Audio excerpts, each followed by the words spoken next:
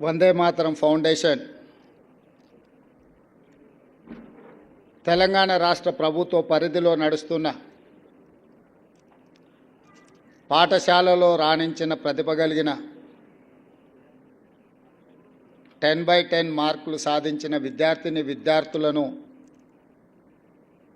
ఈరోజు రాష్ట్ర స్థాయిలో రవీంద్ర భారతికి ఆహ్వానించి వారిలో ఉన్న ప్రతిభను, వారిలో ఉన్న పట్టుదలను ఈ వేదిక ద్వారా లక్షలాది మంది విద్యార్థులకు ఒక స్ఫూర్తినివ్వాలన్న ఆలోచనతో ప్రభుత్వ పాఠశాలల్లో ఉన్న విద్యార్థులు రాణించగలరు అని చెప్పడానికి కార్యక్రమాన్ని ఏర్పాటు చేసి ఈ కార్యక్రమంలో మా విద్యాశాఖ అధికారులతో పాటు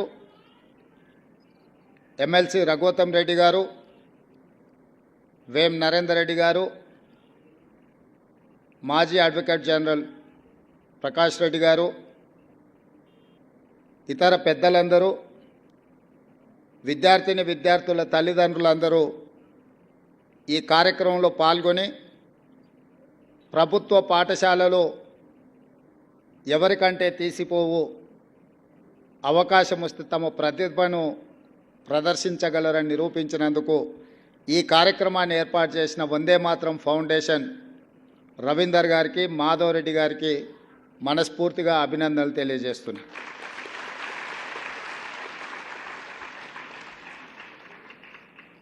వాస్తవంగా ఇలాంటి కార్యక్రమాలను రాష్ట్ర ప్రభుత్వ పరంగానే అధికారికంగా నిర్వహిస్తే బాగుండేది. కానీ ప్రభుత్వం చేయాల్సిన బాధ్యతను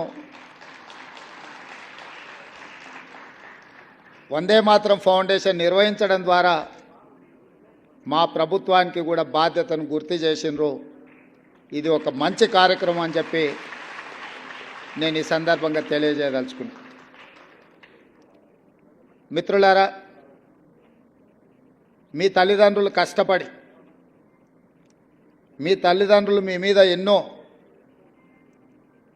ఆలోచనలు పెట్టుకొని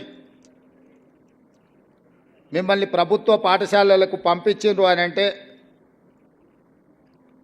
ఆర్థికంగా వాళ్ళు బలహీనంగా ఉండడమో లేదా గ్రామాలలోనే లేదా ప్రభుత్వ పాఠశాలలో చదివించాలనే పట్టుదలను నాకు తెలీదు. ఏది ఏమైనా ప్రైవేట్ పాఠశాలలతో పోటీపడి ప్రభుత్వ పాఠశాలలో చదువుకుంటున్న మీరు ఈ రకంగా రాణించడం ఇది ప్రభుత్వానికే గర్వకారణము. నారాయణ కాలేజీలో ర్యాంకు సాధిస్తే నారాయణ గారు ఫోటో దిగి ఈ విద్యార్థులు నా కాలేజ్ అని చెప్పుకుంటాడు. ప్రభుత్వ పాఠశాలలో మీరు ఈరోజు రాష్ట్ర స్థాయిలో రాణించి ప్రతిభను చాటితే ఈ ప్రభుత్వం నాది, నా ప్రభుత్వంలో చదువుకున్న విద్యార్థులు మీరు రాణించిందంటే మీరందరూ మా విద్యార్థులు.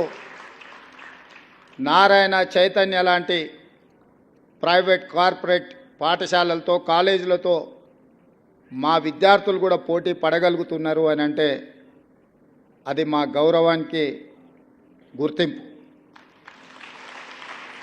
ఇందులో మా ప్రయత్నం పెద్దగా లేకపోయినా, మా ప్రభుత్వం పెద్ద ఎత్తున మీ పట్ల దృష్టి సారించకపోయినా మట్టిలో మాణిక్యాలుగా మీరు రాణించి ఈనాడు ఈ ప్రభుత్వానికి గౌరవం తెచ్చిపెట్టినందుకు విద్యార్థులందరినీ కూడా మనస్ఫూర్తిగా నేను అభినందిస్తున్నా. ఈరోజు ఈ దేశంలో ఐఏఎస్లైనా, ఐపీఎస్లైనా, ఐఎఫ్ఎస్లైనా వివిధ ఉన్నతాధికారులు మా ప్రభుత్వంలో పనిచేస్తున్న వాళ్ళు నన్ను కలవడానికి వచ్చినప్పుడు వాళ్ళతో మాట్లాడుతున్న సందర్భంలో నేను వాళ్ళని అడుగుతుంటాను, మీ స్కూల్ ఎడ్యుకేషన్ ఎక్కడా, మీ కాలేజ్ ఎడ్యుకేషన్ ఎక్కడా. ఎందుకు అని అంటే ఒక అంచనా వేయడానికి వీళ్ళు ప్రభుత్వ పాఠశాలలలో చదివినరా ప్రైవేట్ కార్పొరేట్ స్కూల్స్లలో చదివినరా అని ఒక అంచనా కోసం నేను అడుగుతుంటా. 90% ఐఏఎస్ ఐపీఎస్లు ప్రభుత్వ పాఠశాలలలో చదువుకున్న వాళ్ళే ఎన్నికవుతున్నారు. అదేవిధంగా రాజకీయ నాయకులు ముఖ్యమైన హోదాలలో రాణించిన వాళ్ళు ఈ దేశం మొత్తం మీద చూడండి. నిన్న ప్రమాణ స్వీకారం చేసిన నరేంద్ర మోడీ గారు కావచ్చు, 12 తారీఖు నాడు ప్రమాణ స్వీకారం చేయబోయే నారా చంద్రబాబు నాయుడు గారు కావచ్చు, డిసెంబర్ 7, 2023 నాడు ప్రమాణ స్వీకారం చేసిన మీ రేవంత్ అన్న కావచ్చు, మేమందరం ప్రభుత్వ పాఠశాలల్లో చదువుకొని ఈ స్థాయికి వచ్చినాం. మేము ఈ స్థాయికి రావడానికి కారణం మా తల్లిదండ్రుల కంటే కూడా ఆ పాఠశాలల్లో చదువులు చెప్పిన గురువులదే. నేను ఎందుకు ఈ అంశాన్ని గుర్తు చేస్తున్నా అంటే మా ప్రభుత్వం బాధ్యత తీసుకున్న వెంబడే బుర్రా వెంకటేశం గారిని ఎడ్యుకేషన్ సెక్రటరీగా నియమించి చాలా సంవత్సరాల నుంచి ప్రభుత్వ పాఠశాలలు నిర్వీర్యమైపోయినాయి, వీటి పట్ల శ్రద్ధ తగ్గింది,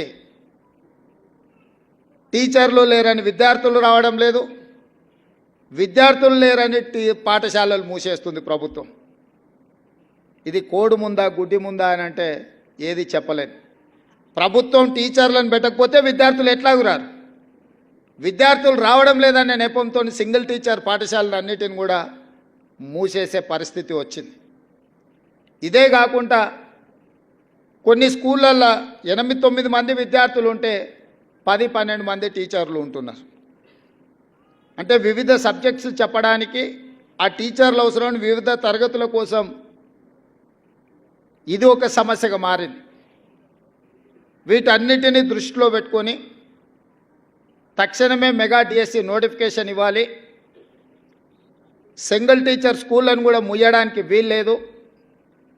తండాలలో, గూడాలలో, మారుమూల ప్రాంతాలలో ప్రభుత్వ పాఠశాలలను నిర్వహించడం ద్వారా పేదలకు, దళితులకు, గిరిజనులకు విద్యను అందుబాటులోకి తీసుకురావాలి. వాళ్ళ తల్లిదండ్రులకు, వాళ్ళ కుటుంబాలకు ఆర్థిక భారం ఉండకూడదు. వాళ్ళ ప్రాంతాలను వదిలి ఇతర ప్రాంతానికి వెళ్ళి పిల్లల్ని చదివించాలి అని అంటే తల్లినో తండ్రినో రోజంతా కూలికి వెళ్ళకుండా వ్యవసాయం పనులు మానుకొని వాళ్ళు వెళ్ళాల్సిన పరిస్థితి. ఇది ఒక పెద్ద సామాజిక సమస్య. ఆర్థికంగా చూస్తే ఒక టీచర్కి 50,000, 60,000, 70,000 జీతం ఇవ్వడం, ఆ పాఠశాల నిర్వహణకు అత్యధికంగా ఖర్చు అవ్వడం, ఆ పాఠశాలలో 6-7 మంది విద్యార్థులు ఉంటే ఇప్పుడే మా అధికారి చెప్తున్నారు ఒక విద్యార్థి మీద 80,000 రూపాయలు మనం ఖర్చు పెడుతున్నామని యావరేజ్గా. ఈ 80,000 రూపాయలు ఎక్కడ ఖర్చు అవుతుంది? నాకు తెలిసినంతవరకు నేను పూర్తిగా సమీక్షించలేదు, కానీ మ్యాక్సిమం ఈ ఇన్వెస్ట్మెంట్ అంతా శాలరీస్ మీదనే పోతుంది. ఇన్ఫ్రాస్ట్రక్చర్ మీదనో మౌలిక వసతులను ఏర్పాటు చేసే దాని మీద ప్రభుత్వం దృష్టి తక్కువ పెట్టడం వల్ల ఇది ఒక గందరగోళమైన పరిస్థితికి దారి తీసింది. అందుకే మా ప్రభుత్వం మెగా డిఎస్సి నోటిఫికేషన్ ద్వారా 11,000 పైచిలకు ఖాళీలుగా ఉన్న టీచర్ల నియామకాలు చేపట్టడం ద్వారా పేదలకు, గూడాలలో, తండాలలో కూడా విద్యను అందుబాటులోకి తీసుకురావాలన్న సంకల్పంతో వచ్చినెంబడే మేము నోటిఫికేషన్ ఇచ్చినాం.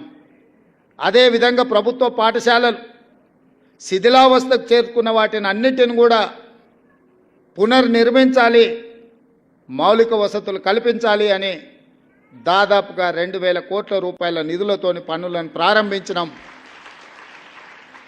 ఇదే కాకుండా ప్రభుత్వ పాఠశాలను తీర్చిదిద్దాలన్న ఆలోచనతోటి ప్రొఫెసర్ జయశంకర్ గారి పేరు మీద బడిబాట కార్యక్రమాన్ని ఈ నెల 9 తారీఖు నుంచి 20 తారీఖు వరకు ఈ కార్యక్రమాన్ని తీసుకోవాలి. గ్రామాలలో ఇల్లు తిరగాలి, తల్లిదండ్రులకు వివరించాలి, ఆ పిల్లల్ని ప్రభుత్వ పాఠశాలల్లో చేర్పించండి. ఆ పేదలకు, ఆ తల్లిదండ్రులకు చెప్పండి, మీ పిల్లలు చేరకపోతే మీ ఊర్లో పాఠశాల తొందరలో బంద్ కాబోతుంది. మీ ఊర్లో పాఠశాల బంద్ అవుతే భవిష్యత్ తరాల పిల్లలు విద్యకు దూరం అవుతారో, పేదలు ఎప్పుడైతే విద్యకు దూరం అవుతారో ఆర్థికంగా వాళ్ళు చితికిపోతారో, ఇంతకుముందు రవీందర్ గారు చెప్పినట్టుగా విద్య ఒక్కటే మనల్ని అభివృద్ధి పదం వైపు నడిపిస్తుంది అని నేను బలంగా నమ్ముతాను, విశ్వసిస్తాను. అందుకే ప్రొఫెసర్ జయశంకర్ బడిబాట కార్యక్రమాన్ని ఈరోజు ముందుకు తీసుకెళ్ళండి అని చెప్పి మా అధికారులకు ఆదేశించడం జరిగింది.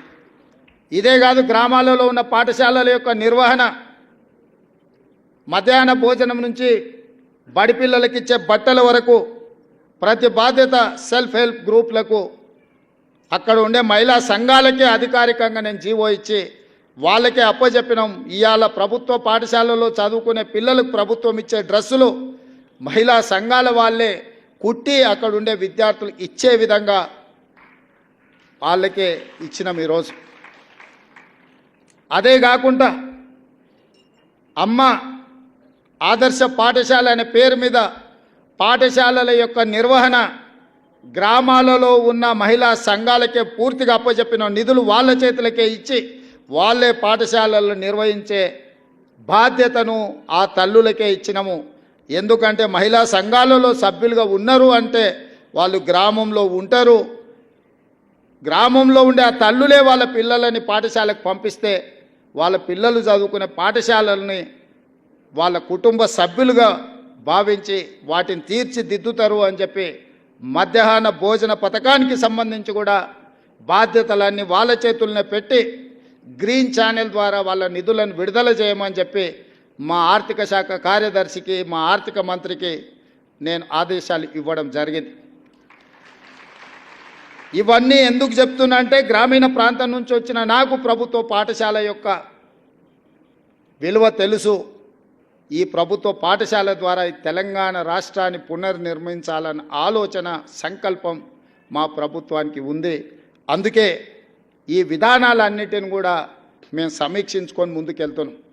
ఇంతకుముందే వస్తున్నప్పుడు ఇక్కడే మిత్రుడు వందే మాత్రం ఫౌండేషన్లో క్రియాశీలక పాత్ర పోషిస్తున్న మాధవ్ ఇంకొక మాట చెప్పిండు నాకు, సెమీ రెసిడెన్షియల్ విధానాన్ని మీ ప్రభుత్వం తీసుకుంటే బాగుంటుంది అని. నేను అడిగిన సెమీ రెసిడెన్షియల్ అంటే ఏంది అని. అంటే ఉదయం బ్రేక్ఫాస్ట్, మధ్యాహ్నం లంచ్తో పాటు ఈవినింగ్ కూడా స్నాక్స్ ఇస్తే పిల్లలు పాఠశాలలో తల్లిదండ్రులు వచ్చి వాళ్ళు పని మీద పోయి వాళ్ళకు భోజనం పెట్టాలన్నా టిఫిన్ పెట్టాలన్నా ఇబ్బంది అవుతుంది. కాబట్టి ప్రభుత్వం ఆ బాధ్యతను తీసుకుంటే బాగుంటుంది అని. ఆ సూచనను తప్పకుండా మా ప్రభుత్వం పరిగణలోకి తీసుకుంటుంది, పరిశీలిస్తుంది. ఇదే కాకుండా ఒక స్టడీ రిపోర్ట్ నేను నిన్నమన్న చూసిన, ఇంకా దాన్ని లోతుగా విశ్లేషించేది ఉన్నది. కానీ ఇంతమంది విద్యార్థులు వాళ్ళ తల్లిదండ్రులని వేదిక మీద నేను పంచుకోవాలని అనుకుంటున్నా. ఈ మధ్యకాలంలో మన తెలంగాణ రాష్ట్రంలో చాలా వరకు రెసిడెన్షియల్ స్కూల్స్ వచ్చినాయి. రెసిడెన్షియల్ స్కూల్స్ ఒక రకంగా విద్యను పెంచడానికి పనికొచ్చినా, ఈ రెసిడెన్షియల్ స్కూల్స్ పిల్లల్ని చిన్న వయసులోనే పాఠశాల ఈ రెసిడెన్షియల్ స్కూల్స్ చేర్చడం ద్వారా తల్లిదండ్రుల మధ్యలో ఉన్న కుటుంబ సంబంధాలు బలహీనపడుతున్నాయని చెప్పి ఒక స్టడీ రిపోర్ట్ వచ్చింది. అమ్మ ఒడినే ప్రథమ పాఠశాల, అమ్మ ఒడిలోనే చాలా నేర్చుకోవడానికి అవకాశం ఉంటుంది. రెసిడెన్షియల్ స్కూల్స్ వల్ల, వాళ్ళ పేదరికం వల్ల అమ్మ ఒడిలో ఉండి సొంత గ్రామంలో ప్రభుత్వ పాఠశాలలో చదువుకోవాల్సిన విద్యార్థులు రెసిడెన్షియల్ స్కూల్స్లో జాయిన్ అయ్యి దూరానికి వెళ్ళినప్పుడు కుటుంబ సంబంధాలు, కుటుంబ బాంధవ్యాలు బలహీనపడుతున్నాయని ఒక స్టడీ రిపోర్ట్ వచ్చింది. ఇది భవిష్యత్తులో పెద్ద సామాజిక సమస్యగా మారడానికి కూడా అవకాశం ఉంది. కాబట్టి ఇక్కడ ప్రభుత్వం ఖచ్చితంగా రెసిడెన్షియల్ స్కూల్స్ని ఒక ప్రక్కన ప్రోత్సహిస్తూనే గ్రామాలలో ఉండే పాఠశాలల పట్ల నిర్లక్ష్యం వహించొద్దు. కొంతకాలం తర్వాత ఇది సామాజిక రుగ్మతగా, సామాజిక సమస్యగా పరిణమిస్తుంది. కాబట్టి ఖచ్చితంగా గ్రామాలలో ఉండి తల్లిదండ్రుల దగ్గర పెరుగుతూ ప్రభుత్వ పాఠశాలలో చదువుకోవడానికి అవసరమైన వెసులుబాటు, వసతులను కల్పించాల్సిన బాధ్యత ఏ ప్రభుత్వం వచ్చినా వాళ్ళ మీద ఉంటుంది. మా ప్రభుత్వం తప్పకుండా బాధ్యతను నెరవేరుస్తుంది అని చెప్పి మీ ముందు నేను చెప్పదలుచుకున్నాను. ఎక్కడైనా మనం పెట్టే నిధులు ఖర్చు కావచ్చేమో కానీ విద్య మీద పెట్టే నిధులు పెట్టుబడి ఇవాళ విద్య మీద ప్రభుత్వ పాఠశాలలో చదువుకున్న ఐఐటీలు చదువుకున్న వాళ్ళు ఐటీ నిపుణులు దేశ విదేశాలలో రాణించి వాళ్ళు లక్షల కోట్ల రూపాయలు సంపాదించి ఆ సంపదను మళ్ళీ మన ప్రాంతాలకు మన గ్రామాలకు పంపుతున్నారు అని అంటే మనం పెట్టిన పెట్టుబడి లాభాలతో తిరిగి వస్తుంది. విద్య మీద పెట్టే పెట్టుబడి దీన్ని నేను సంపూర్ణంగా నమ్ముతాను.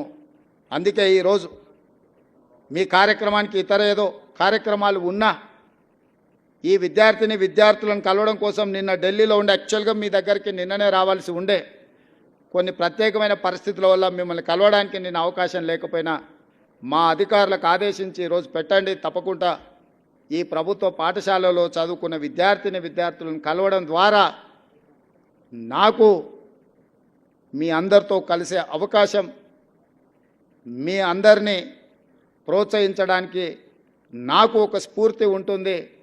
అదేవిధంగా మా ప్రభుత్వం చేపడుతున్న చర్యల్ని కూడా మీ ద్వారా ప్రజలకు వివరించాలన్న ఆలోచన నాకు ఉండే.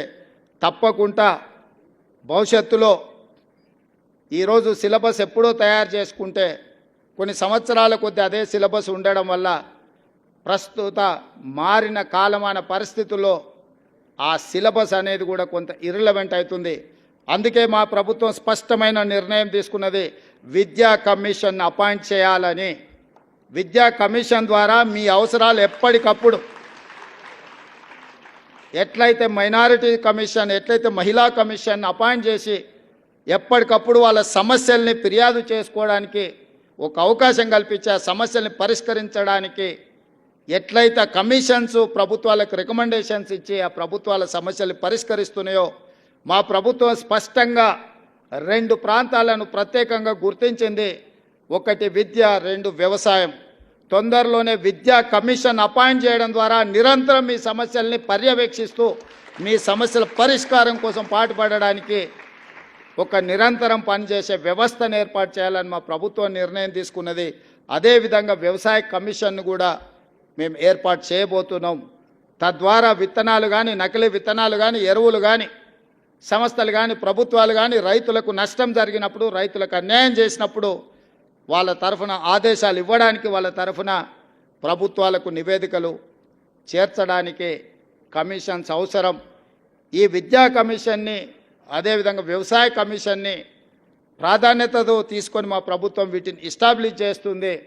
తద్వారా నిరంతరం ప్రభుత్వ పాఠశాలల్ని పర్యవేక్షించే ఒక వ్యవస్థను ఏర్పాటు చేసి ప్రభుత్వ పాఠశాలల్ని పునర్నిర్మించడం ద్వారా ఈ తెలంగాణ సమాజాన్ని మళ్ళీ పునరంకితం చేస్తూ పునర్నిర్మించాలన్న ఆలోచన మా ప్రభుత్వానికి ఉన్నది. మా ప్రభుత్వానికి భేషజాలు లేవు.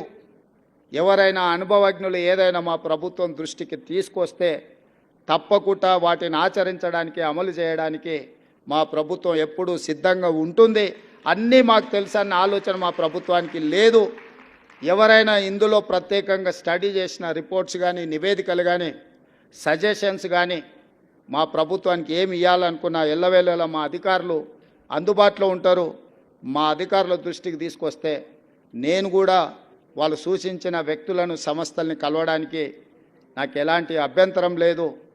అందుకే ఈరోజు మిమ్మల్ని అందరినీ ప్రత్యేకంగా కలిసిన సందర్భంగా నాకు చాలా సంతోషం అనిపించింది. ప్రభుత్వ పాఠశాలల్లో కూడా ప్రతిభ కలిగిన విద్యార్థులు ఉన్నారంటే మీ విద్యార్థులు, మా ప్రభుత్వం తరఫున ఈ రాష్ట్రానికి గౌరవం తెచ్చిన విద్యార్థులు మళ్ళొకసారి విద్యార్థులకు ఇక్కడికి వచ్చిన 230 మంది అనుకుంటాను విద్యార్థులు ఇక్కడికి వచ్చిండ్రు. మీకు అందరికీ మనస్ఫూర్తిగా అభినందనలు తెలియజేస్తూ, ఇంతకుముందు ఫ్రీ అడ్మిషన్ అనేది అన్నారు, మరి అది ఇంటర్వ్యూసా ఫ్రీనా నాకు అర్థం కాలే. మా బుర్రా వెంకటేశం గారికి నేను ఆదేశాలు ఇస్తున్నా, ఈ 10/10 వచ్చిన విద్యార్థులకు ఫ్రీ అడ్మిషన్స్ కావాలని వాళ్ళు ఒక సూచన చేసిండ్రు. అదేందో నోట్ చేసుకొని వాళ్ళ ఫీ గవర్నమెంట్ పే చేయాలన్నా మాకు అభ్యంతరం లేదు. రెసిడెన్షియల్ కాలేజీలలో వాళ్ళ అడ్మిషన్లు అయినా తక్షణమే ఆ అడ్మిషన్స్ ఎట్లా వాళ్ళకి ఇప్పించాలనో మా సెక్రటరీ గారు ఇమ్మీడియట్గా దాని మీద దృష్టి పెట్టాలి. భవిష్యత్తులో కూడా ఈరోజు 10/10 సాధించిన విద్యార్థులకు నా సూచన, మళ్ళీ ఇంటర్మీడియట్లో కూడా స్టేట్ ర్యాంక్స్ తీసుకొని రావాలి. చాలామంది 10th క్లాస్లో బాగా వస్తారు, బాగా చదువుకున్నామని ఇంటర్లో జాయిన్ కాగానే కొంత విద్య పట్ల నిర్లక్ష్యం వహిస్తారు. ఈ 10th క్లాస్లో వచ్చిన గవర్నమెంట్ స్టూడెంట్స్ అందరూ ఇంటర్మీడియట్లో కూడా 12th క్లాస్లో కూడా మీరు మంచిగా రాణించాలి. మీరు భవిష్యత్తులో డాక్టర్లు, లాయర్లు, ఇంజనీర్లు, ఐఏఎస్లు, ఐపీఎస్లు కావాలని మేము ఆకాంక్షిస్తూ మీ అందరికీ ఈ ప్రభుత్వం అండగా నిలబడుతుంది. సమస్యల్ని పరిష్కరిస్తాం. ఉన్న సమస్యలు, నిరంతరంగా ఉండే సమస్యలు, వీలైనంత మేరకు మీ సమస్యల్ని పరిష్కరించి మీకు మా ప్రభుత్వం ఉన్నది, ప్రజాప్రభుత్వం ఉన్నది, ఈ రాష్ట్రంలో ప్రజాపాలన జరుగుతున్నదనే నమ్మకం, విశ్వాసం కల్పించే విధంగా మా ప్రభుత్వం ముందుకు వెళ్తుందని తెలియజేస్తూ మీ అందరి దగ్గర సెలవు తీసుకుంటున్నాను. జై హింద్.